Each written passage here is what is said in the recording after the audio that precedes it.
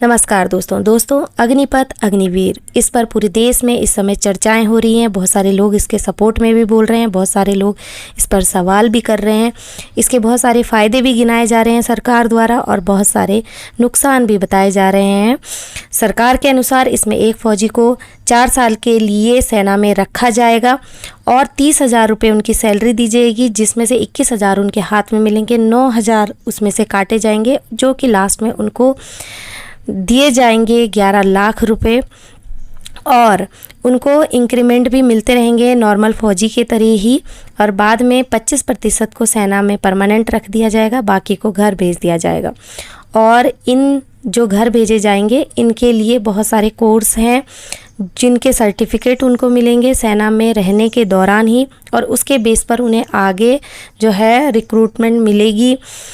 ऐसा सरकार का कहना है कि रिज़र्व सीटें उनके लिए रखी गई हैं। बात करते हैं आगे। थल सेना, वायुसेना, जल सेना तीनों में ही अग्निवीरों को भर्ती किया जाएगा।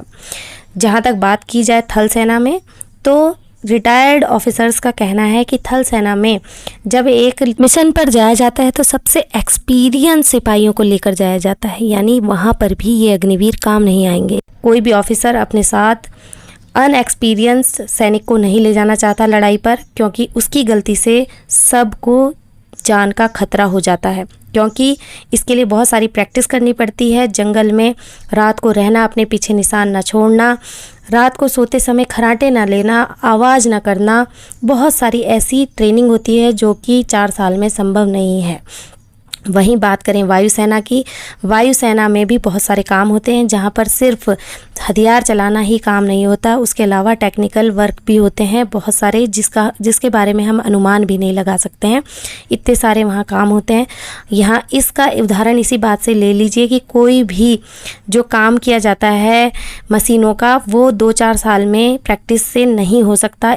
कोई भी इंसान इतना ट्रेन, उसके लिए कम से कम 8-10 साल का एक्सपीरियंस चाहिए और वायुसेना में इन चीज़ों के एक्सपीरियंस लेने में सालों लग जाते हैं। वहीं जब 4 साल में वो लोग घर आ जाएंगे तो वो कैसे एक्सपीरियंस हो पाएंगे। और ऐसे ही जल सेना में भी है, वहाँ पर भी हथियारों के साथ साथ जल में रहने का जो एक्सपीरियंस है 6 महीने तक, जैसे कि समुद्र में रहना पड़ता है, अलग अलग एक्सपीरियंस होते हैं, तो वहाँ पर भी इतनी जल्दी हैबिचुअल नहीं हो पाएंगे वो लोग। और जो काम है सेना का, जो सैनिक करते हैं ओरिजिनल, उन लोगों का काम कोई कम नहीं होने वाला, क्योंकि वो इन लोगों को बस एक तरीके से बेमनी से काम करते हुए ही नज़र आएंगे, क्योंकि उनके बस का कुछ होने नहीं वाला है वहाँ पर। एक बात यहाँ उठकर ये आ रही है कि बटमैनशिप जो कि आर्मी में होती है, जिसमें एक नॉर्मल सिपाही अपने ऑफिसर के घरेलू कामों को करता है, वो इस समय थल सेना और वायु सेना में नहीं है। लेकिन जिस प्रकार से 25% को रखा जाएगा और बाकी को घर भेजा जाएगा, तो ये सब साहब अफसर्स की जो है उनकी दया पर ही होगा। तो ये जी हजूरी वहाँ पर भी चालू हो सकती है और ये भी एक नुकसान का विषय है। और दूसरी बात यह है कि प्रशिक्षित युवा जिन्हें हथियार चलाना आ जाएगा और जिनके पास कुछ पैसे भी हो जाएंगे, वो लोग जब बेरोजगार घूमेंगे, क्योंकि एक बड़ी संख्या में फिर प्रशिक्षित बेरोजगार भी होंगे, क्योंकि सब लोगों को रोजगार मिल जाएगा ऐसा भी नहीं हो सकता।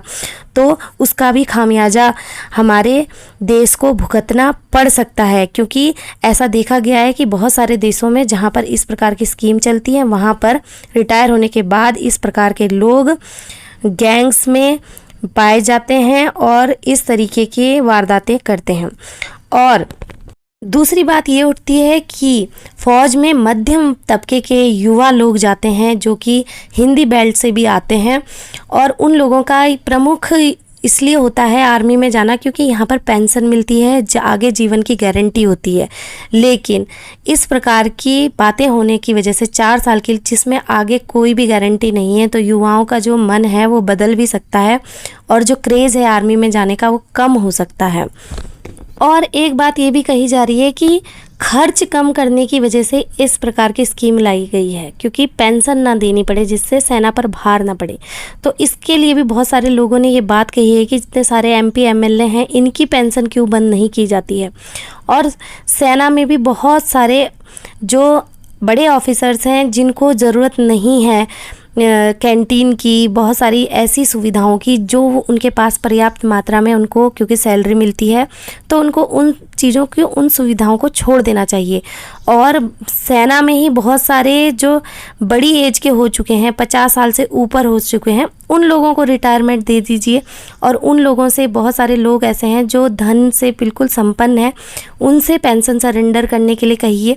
बहुत सारे सिविल में भी बड़े बड़े ऑफिसर्स हैं जिनके बच्चे विदेश में रह रहे हैं, जिनके पास पैसों की कोई कमी नहीं है, उन लोगों को पेंशन छोड़ने के लिए कह दीजिए। लेकिन एक गरीब सिपाही के ऊपर ही ये अत्याचार क्यों?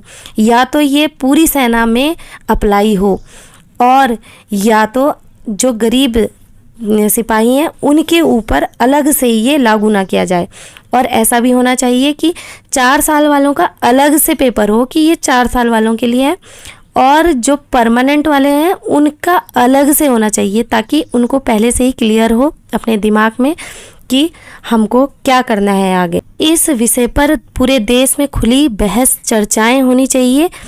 केवल देशभक्ति के नाम पर हम इस बात को ऐसे हल्के में नहीं ले सकते हैं, क्योंकि इससे पूरे देश में नुकसान भी हो सकता है जिसके बारे में हमने सोचा भी नहीं होगा।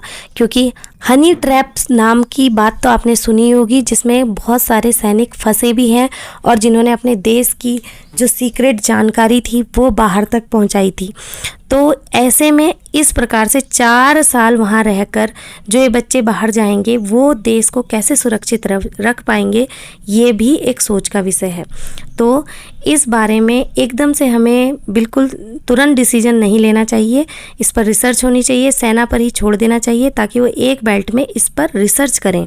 सेना को ये अधिकार मिलना चाहिए कि वो इस पर अध्ययन करें और कुछ साल इस पर रिसर्च करने के बाद ही इसके लाभ हानि देखकर इसको लागू करें। आपका क्या विचार है इस बारे में बताइए मुझे कमेंट बॉक्स में। मिलते हैं नेक्स्ट वीडियो में, तब तक के लिए take care, till then bye bye.